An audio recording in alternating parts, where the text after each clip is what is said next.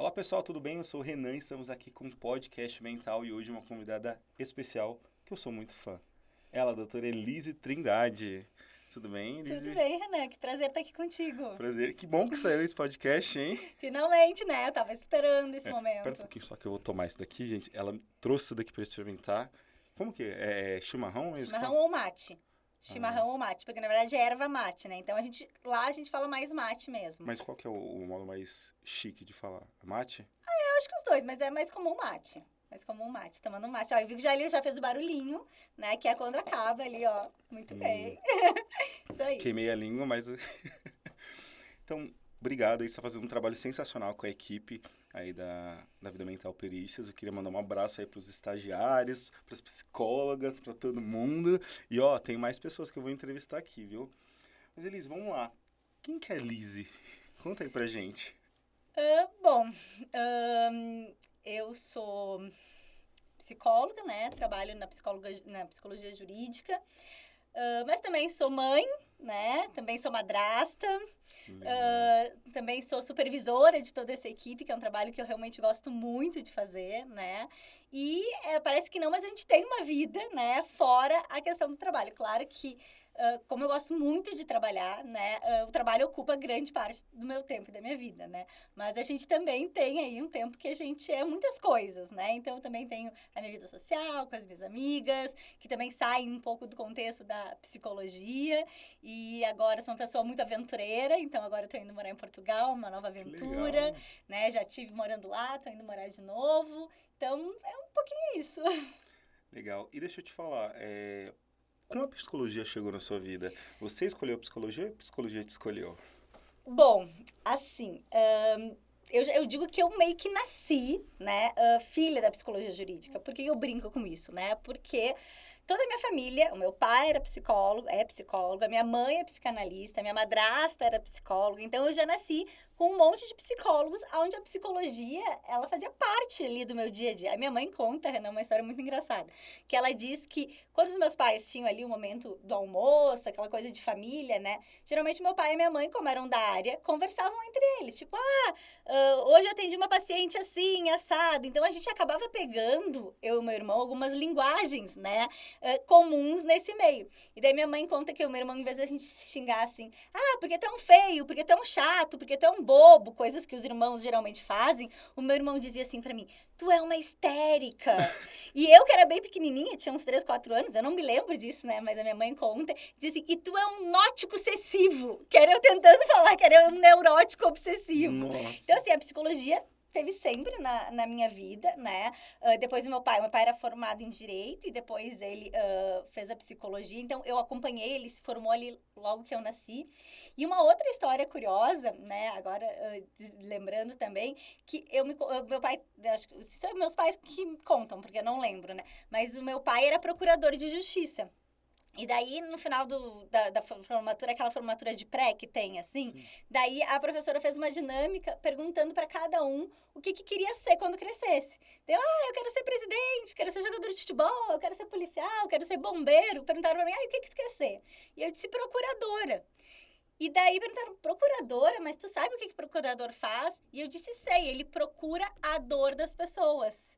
Porque eu misturei as duas profissões. Eu misturei a profissão de nome procurador, né, de justiça, que meu pai era na época, com a atividade de psicólogo dele. Então, eu queria procurar a dor das pessoas. Então, já com 6 anos eu dizia isso. Depois, quando eu fui realmente prestar o vestibular, naquela coisa mais rebelde, eu disse, não, eu não quero ser psicóloga, porque meu pai já é psicólogo, porque eu quero fugir disso. E o meu primeiro vestibular foi para jornalismo. Daí eu fiz vestibular Por isso para que ela tem essa jornalismo. veia Fiz meu vestibular para jornalismo no meio do ano, assim, quando estava antes, né? No meio do segundo ano eu fiz vestibular para jornalismo, passei até. E daí quando eu acabei o terceiro ano do colégio, quando eu ia me inscrever, assim, eu olhei, disse, não vou me enganar, e botei para psicologia. E foi, assim, realmente foi o que eu gostei, e encarei aquilo que já estava mais ou menos, né, definido, assim, no sangue, que nem a gente diz. Então, acho que é uma coisa que sempre esteve presente na minha vida mesmo, e mesmo quando eu tentei fugir, eu não consegui. E você gosta de tudo isso que você faz? Se você fosse mudar? Eu acho que, assim, como eu sou psicóloga jurídica, acho que a única coisa que eu mudei, assim, a única profissão que eu conseguiria ver é dentro da área do direito, né? Mas eu vou dizer que eu não trocaria a psicologia pelo direito de forma alguma. Eu tenho o sonho, sim, de fazer direito ainda. Eu quero fazer direito porque eu acho que fazer direito ajuda muito para a psicologia jurídica. Então, acho que eu vou ser uma psicóloga jurídica melhor se eu fizer direito, né? Mas é uma área que eu, enfim, é uma intersecção, né? Porque eu não gostaria, assim, de ser psicóloga clínica só, ou psicóloga escolar, ou... Eu não consigo imaginar nenhuma outra área da psicologia, senão a psicologia jurídica. Assim, eu sou muito identificada com a psicologia jurídica, então, para mim, é muito difícil, assim, pensar em trabalhar em psicologia escolar, por exemplo, em psicologia do esporte. Parece que não. Parece que a única psicologia que eu gosto e que serve é a psicologia jurídica. Então, ter essa relação com o direito, né, eu acho que talvez ali no direito eu pudesse trabalhar dentro do direito com um viés mais, né, do entendimento do comportamento humano, talvez, essas questões mais teóricas, assim. Mas eu acho o direito bem interessante. Legal. E você lembra do seu primeiro atendimento, como que foi? Na psicologia, eu comecei, o meu primeiro atendimento mesmo foi na área da psicologia clínica. Foi quando eu comecei a estagiar no Hospital de Clínicas, né, que é um dos maiores hospitais lá em Porto Alegre.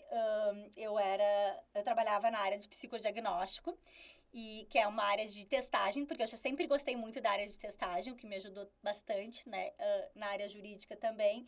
E daí eu fui fazer uma testagem numa menina, que era uma menina que tinha um quadro bem importante de anorexia. E ela era uma menina que era relativamente alta e estava pesando 30 quilos. Então, ela tinha sonda e ela não podia nem comer, porque só o ato de comer já ia queimar calorias que ela não podia gastar. Então, ela era alimentada por sonda, ela também não aceitava alimentação. E ela mal falava, era uma menina, assim, uma adolescente, né? E eu tive que aplicar uma testagem nela, assim. Para mim, aquilo foi bem impactante, né? Entender aquela limitação. Ali foi o primeiro caso de anorexia que eu acompanhei, assim, mais de perto. E daí depois, então, eu fiz toda uma parte de testagem e continuei com algum apoio àquela menina. Claro, assim, uma questão da psicologia é que, no fundo, a gente não sabe, muitas vezes, o que acontece, principalmente quando a gente trabalha em hospital, o que acontece com os pacientes depois. Espero que ela tenha se recuperado, né, porque tinha uma equipe muito investida, né, e uma família tentando ajudar aquela menina, mas a gente não sabe, é possível que também não. Então, é um caso que eu sempre fico me perguntando, assim, o que será que aconteceu com ela, né, porque era um caso realmente muito grave de risco de vida, né. Entendi. E na psicologia jurídica, você lembra? Pior é que não, na psicologia, eu tive muitos casos, assim, que são casos, né, bem emblemáticos, casos que eu gostei muito de trabalhar, ou que foram mais complicados emocionalmente, mas eu não me lembro exatamente o primeiro caso, eu não me lembro nem quando foi, porque como meu pai já trabalhava na área, eu comecei a trabalhar com ele, eu acho que foi uma coisa aos pouquinhos, assim, então eu acho que no primeiro caso eu só acompanhava mais de longe, assim, eu acho que não teve um primeiro caso, foi uma inserção a conta-gotas, e quando eu vi, eu já estava fazendo ali, sabe? Legal, eu tenho uma curiosidade. Alguns momentos você fala professor Jorge Trindade e outros pai.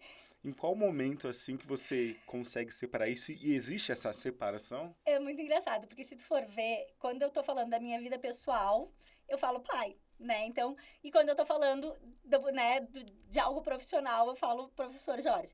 Na prática, né, quando a gente trabalhou 15 anos juntos, na prática era muito engraçado, porque a gente descia o elevador, ainda chamava de professor Jorge, quando a gente botava o pé fora do prédio, ele virava pai, né? Então, assim, era uma coisa automática, nunca foi pensada, assim, não era uma coisa que eu pensava, nunca pensei em falar. Geralmente, em contextos profissionais, eu sempre chamo ele de professor Jorge, né? Em contextos que tenha relação profissional e até me dirigindo a ele, professor Jorge, se tiver qualquer envolvimento com o trabalho, né? Agora, quando não tem, a gente... inclusive, às vezes, ele me liga para falar uma coisa de trabalho, daqui a pouco ele me pergunta, e como é que tá a Catarina, que é minha filha? Pai, tá tudo bem.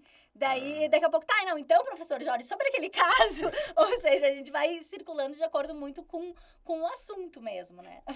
E qual que é o papel do seu pai, o professor Jorge Trindade, na sua formação? Todo, assim, né? Eu acho que tudo que eu sou, de alguma maneira, tanto do ponto de vista pessoal quanto profissional, né? Tem o dedinho dele, né? Então, assim, ele é uma super referência, profissionalmente falando, né?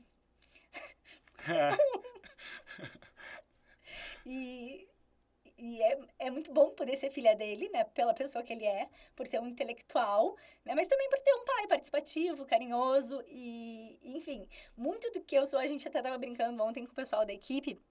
Eles estavam dizendo assim, estavam vendo um vídeo meu, não me lembro o que era. Não, a gente estava conversando mesmo, era uma conversa informal, assim. E eu fiz algum gesto, falei alguma coisa, os dois assim, nossa, ela é igual ao professor Jorge. A gente não se dá conta o quanto a gente é parecido no jeito de falar, nas opiniões, em tudo que eu sei, assim, né? Os meus pais, para mim, tanto meu pai quanto a minha mãe, são referências muito importantes. Eu acho que são aquilo que, em termos de valores, né? Em termos de entender o que é estudar, em termos de instinto epistemofílico, de querer ser curiosa, de querer aprender, né, da minha personalidade, do meu jeito, assim, tem muito a ver também com a forma que eu fui criada, com as liberdades que eles me deram, mas também com o ensinamento da responsabilidade, né? Eu, por exemplo, eu tinha todas as condições, assim, favoráveis, né? Eu sou uma privilegiada. E eu comecei a trabalhar com 14 anos.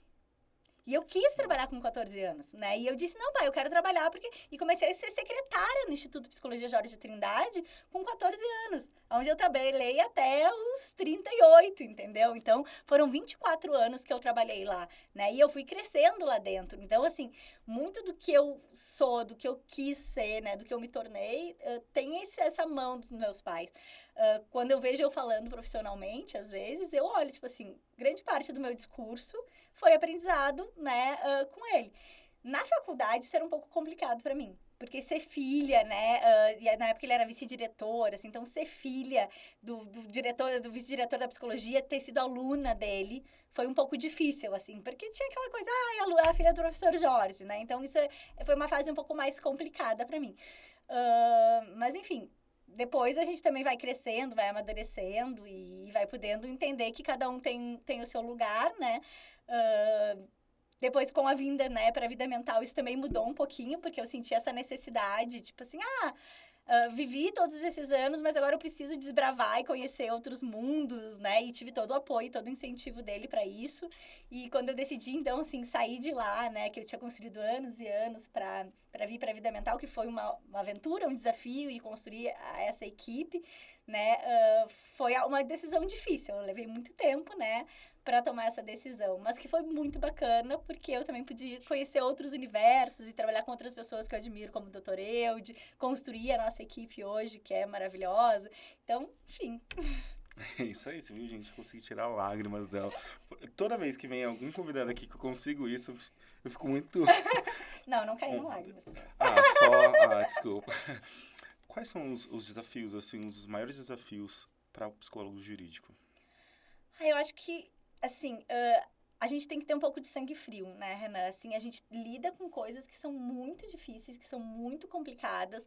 É um dia a dia muito pesado, né? Tanto é que, assim, pra equipe ali, eu tento sempre brincar muito, sempre levar as coisas na brincadeira, porque se tu trabalhar com coisas como crianças vítimas de abuso, infanticídio, crianças, né, as fotografias que a gente tem que lidar, as questões, né, assim, do estupro de vulnerável, assassinato, assim, uma série de fotos e de coisas que a gente tem que, situações que a gente escuta, né, dos nossos clientes presos, clientes que têm uma história sofrida no dia a dia, é tudo muito pesado.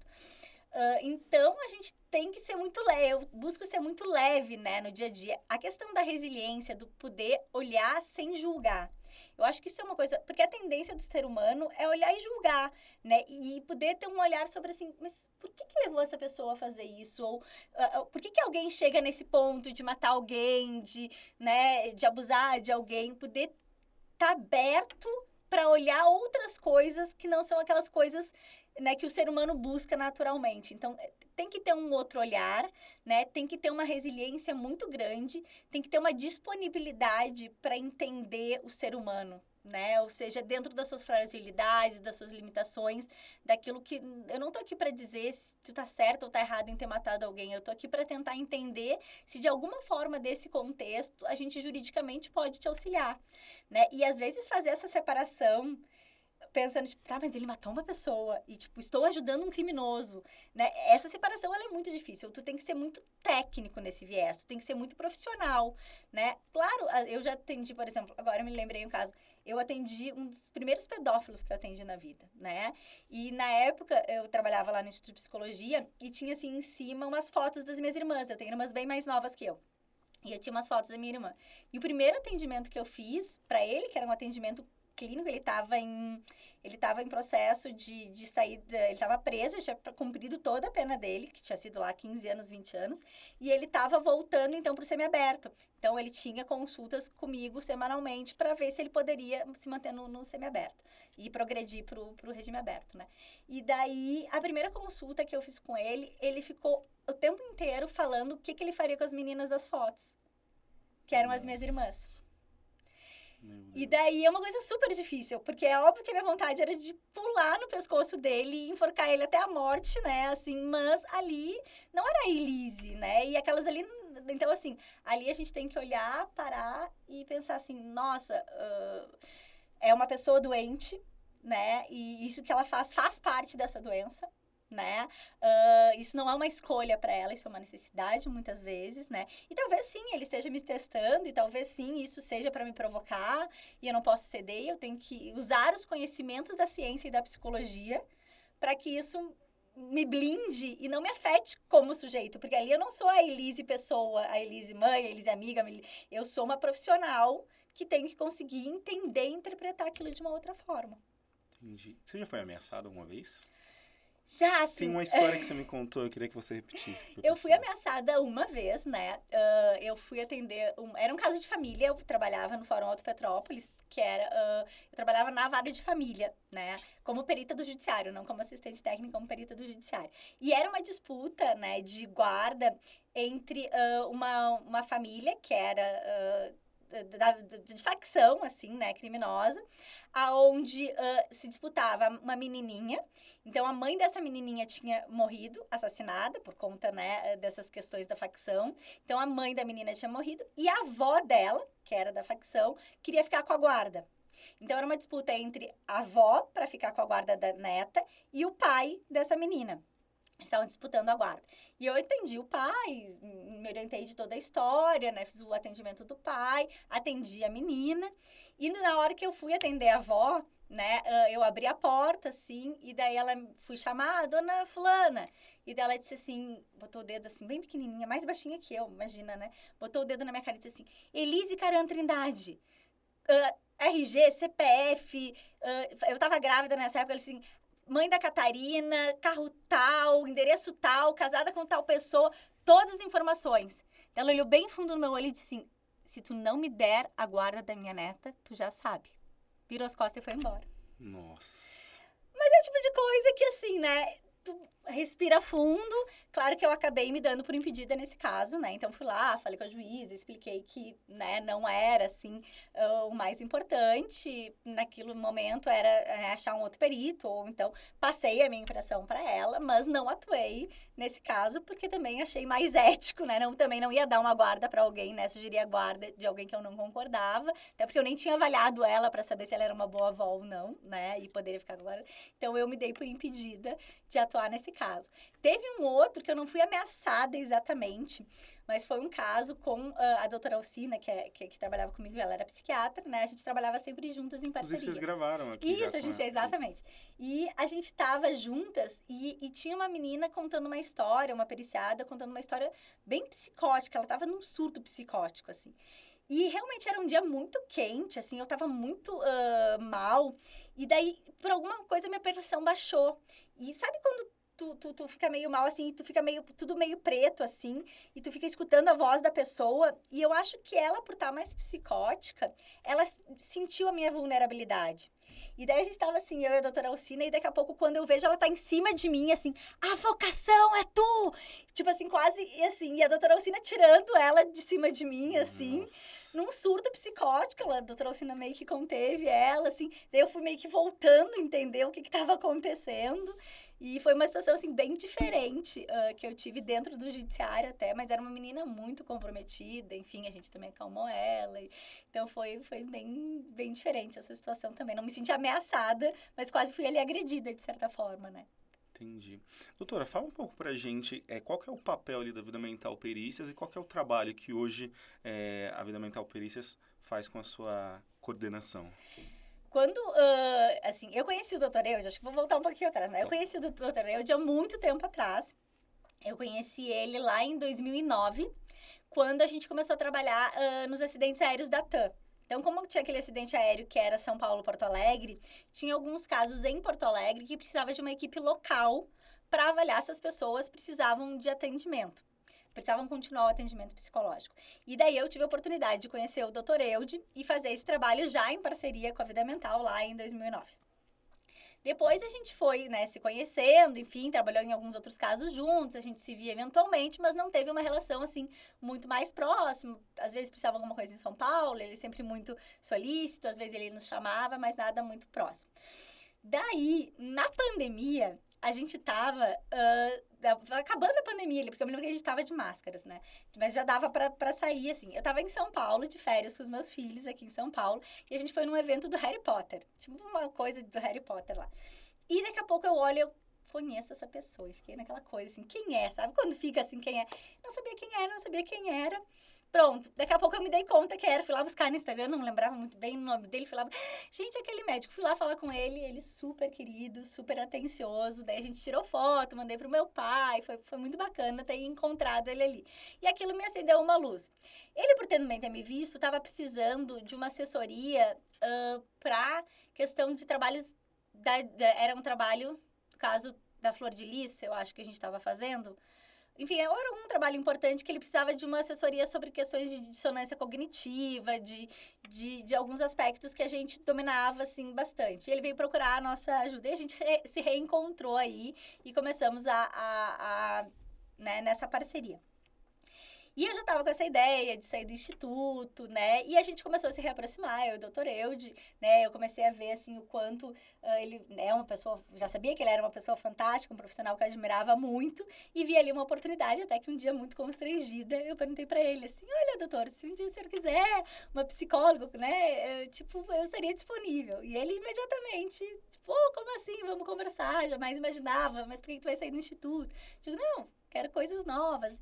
E quando a gente começou a trabalhar, eu acho que eu não tinha muito, Renan, a dimensão do que ia ser, né, assim, a vida mental, psicologia forense, né? Então, comecei a me inteirar dos casos, era muita coisa, era uma forma totalmente diferente de trabalhar, totalmente diferente. Então, eu tinha lá um público, um ritmo no instituto, aqui a coisa era muito diferente. E eu fui me adaptando, mas ao mesmo tempo eu também fui me encontrando. Eu fui vendo que era muito parecido com os meus valores, com as coisas que eu gostava. E a gente foi construindo. Daqui a pouco era muito trabalho, eu precisava de um estagiário. A primeira equipe hoje, né, praticamente não tá mais com a gente. As primeiras, né, estagiárias já saíram por N motivos. Mas agora a gente tá com uma equipe, né, muito bacana, assim. Então, é muito legal porque a maioria, né, começam nossos estagiários, depois se formam e continuam com a gente, então, assim, né, a gente vê eles crescendo, então a Gabriela, né, que se formou, a Tayeli, a Isa, começaram como as nossas estagiárias e hoje são psicólogas da equipe, né, e é um trabalho muito bom, muito variado, a dinâmica, ela é muito boa, né, porque a gente tem muito caso, muita demanda, e são trabalhos que têm que ser feitos muito rápidos, né, então a gente não pode ficar... Tipo, claro que a gente dá uma atenção para todos os trabalhos, claro que eles são feitos com muito cuidado, mas a gente tem que fazer rápido porque a gente tem os prazos, a gente tem as dinâmicas da equipe, né? E a equipe pega junto, e a equipe trabalha junto, e a gente faz, então, né, essa parte mais de assistência técnica em todas as áreas, direito criminal, direito civil, trabalhista, na área de família, a gente atua em todas as áreas, o que dá, assim, uma variedade, uma riqueza nos casos que a gente atua também, né? Tenho contato diário com os advogados, que também é sempre muito legal, porque é um aprendizado constante, né? Eu tô sempre aprendendo com o Dr. Eude, aprendendo com a minha equipe, né? A gente tá sempre construindo esse saber juntos, assim. E apesar de ser um tema muito pesado, a dinâmica é muito leve. É muito divertido. Legal. A gente tem pouco tempo aqui. Vamos fazer um bate-bola, um jogo rápido aqui com 5 perguntas para você. A gente tem tempo ainda, ô Kaique? Uma inspiração. Minha avó. Por quê? A minha avó... Hoje eu vou... Então, a mãe da minha mãe tem uma história, né, assim, de muita superação. Ela ficou viúva muito cedo, com um filho de 2 anos e a minha mãe recém-nascida. E pronto, e ela não tinha estudo, né? E ela foi crescendo foi trabalhando, foi lutando, foi estudando, se tornou uma grande empresária, se tornou uma das primeiras mulheres gerentes de banco no Rio Grande do Sul. Uau. Então, assim, ela foi uma mulher muito à frente do seu tempo, numa época onde só os homens dominavam. Ela sempre muito elegante, muito fina, muito majestosa, muito bondosa. É uma das pessoas mais bondosas que eu conheço. Um coração, assim, espetacular. Me ensinou muito também dos meus valores. E ela é isso, assim, ela é aquilo que eu digo do feminismo, assim, né? Ela não é uma feminista, porque ela não tem esse, né? Mas ela é aquilo que eu acredito que as feministas deveriam ser, que é ter entrado num ambiente, né? Sendo uma pessoa de uma origem muito simples, né? Com uma história de muito sofrimento. Então, assim, né? Perder um marido com 2 filhos pequenos e não desistir, crescer e estudar e buscar coisas. Então, ela hoje tem quase 90 anos. Ela tem Facebook, ela tem WhatsApp, ela fala comigo, ela viaja o mundo. Então, depois ela casou de novo com meu avô, que também é uma pessoa super especial. E eles viajam juntos, eles passeiam juntos. Eles são, para mim, um símbolo de amor, um símbolo de superação. Então, assim, acho que, né, ela é algo que é a minha grande inspiração. Ó, legal, hein? Um livro. Assim, eu tive muitas fases de livros na minha vida, né? Então, assim, teve muitos livros em alguns momentos que eu li e que fizeram sentido, que depois até em outros eu acabei não fazendo tanto sentido, né? Eu gosto muito do Eduardo Galeano hoje, porque eu trabalho muito com a ideia do quanto algumas, né, das histórias, das contas deles, né, no nosso trabalho tem uma relação. Então, as coisas que ele traz no dia a dia, na conduta. Então, agora eu tenho lido... E eu não consigo, nesse momento, eu tô numa fase que eu não consigo ler livros muito compridos. Então, eu tenho lido mais livros de crônica, de poesia, né? Tenho lido mais coisas que são, assim, pockets, no sentido de que eu não consigo parar e ler, né, objetivamente, um livro um tempo inteiro. Então, eu vou pegando coisas. E agora o Thomas também, né? Que é nosso poeta, nosso estagiário, também virou um dos meus livros preferidos aí. Então, tô gostando muito disso, assim, de crônicas, de poesia, né, de coisas que eu consigo ler ali mais leves, porque é o que tá entrando nesse momento da minha vida um pouco mais conturbado em termos de trabalho e de demandas. Eu ouvi por aí, ó, falaram aqui no meu ponto que ele seria o próximo entrevistado aqui, Pronto, o Thomas. acho que Será? sim. Será que ele vai aceitar, gente? Uma música. Essas perguntas são muito difíceis. Mas, assim, tem uma história que é interessante, que tem um pouco mais a ver com a relação, assim, não é tanto com a música, embora a música seja muito bonita. A minha mãe conta que ela sempre cantava para mim João e Maria do Chico Buarque. Mesmo quando eu tava na barriga, era uma música que ela escutava muito e que ela cantava muito para mim. E ela conta uma história que uma vez, quando eu era bem pequenininha, assim, tipo, eu escutei essa música num lugar e comecei a chorar do nada. Então, assim, que eu me emocionei porque fazia sentido, né, assim, acho. Enfim, ela cantava muito para mim na gravidez, de quando eu era pequena, então João e Maria tem um grande significado para mim. E tem uma outra música que eu cantava para minha filha quando ela estava na barriga, que é Estrela Estrela, do Vitor Ramil. Então, acho que essas duas músicas, assim, tem um sentido especial, né, por conta de serem músicas que a minha mãe me dedicou e depois que eu pude dedicar para minha filha de alguma maneira. Uau, legal, hein? Uma comida. Eu sou de origem libanesa, né? Então, a minha comida preferida é quibe cru. E que a gente comia desde pequenininho. Então, assim, é uma coisa que, né, minha avó, essa avó que eu comentei, fazia quibe cru. E era sempre muito comum na minha casa comer. Então, a gente aprendeu a comer quibe cru desde pequeno. O quibe da minha avó é o melhor de todos. Hoje ela não faz mais, mas quibe é, sem dúvida, a melhor comida que existe. Legal. E agora a última pergunta é: se você pudesse ter uma experiência, um contato com uma pessoa que já partiu, mas não pode ser a sua família. Tem que ser alguém que você acha que era assim, tipo, meu Deus do céu, essa pessoa era muito, muito, muito sensacional. Quem seria? O Freud. Com certeza. Aí me dá meia hora falando com o Freud. Eu acho que seria incrível. Não sei nem se eu ia ter assunto nem roupa para isso.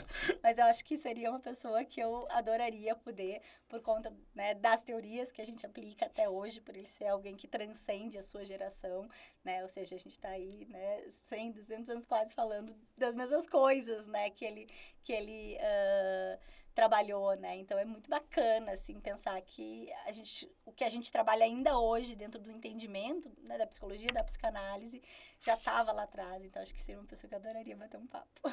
Legal. Muito obrigado por topar participar aqui desse bate-papo. Foi rápido, mas vai ter outras vezes. Eu queria agradecer o Obrigada pessoal eu. de casa também que está assistindo a gente. Já convidar para seguir aqui o canal, faz sua inscrição, canal Vida Mental no YouTube. Ativa o sininho para receber as notificações, porque elas são muito importantes. E você que está assistindo aí, acesse o site da Vida Mental, www.vidamentalbycremed.com.br. E também pode agendar sua consulta. A gente tem psicólogo, psiquiatras, nutrólogos. E agora a gente está fazendo as avaliações neuropsicológicas aqui também. Então, o telefone é 41247769, 41247769 é o número do WhatsApp também. Fala do cartão também, Kaique? Bora falar? Então, se você precisa de um cartão de descontos, que você consegue ter desconto em todos os lugares, você precisa conhecer o cartão VM+. É mais benefício, mais lazer, mais saúde. Então já entre em contato com a gente no 11 4124 7769, o número vai aparecer aqui embaixo para você. 11 4124 7769, adquira seu cartão. E tem desconto especial aqui na Vida Mental através desse cartão. Luiz, mais uma vez, muito obrigado. Obrigada, Parabéns foi aí um pelo prazer. trabalho que vocês estão fazendo. E é isso, gente. Encerrando Valeu aqui, eu demais. estou muito feliz. Em breve, mais integrantes da Vida Mental Perícias aqui. Tchau!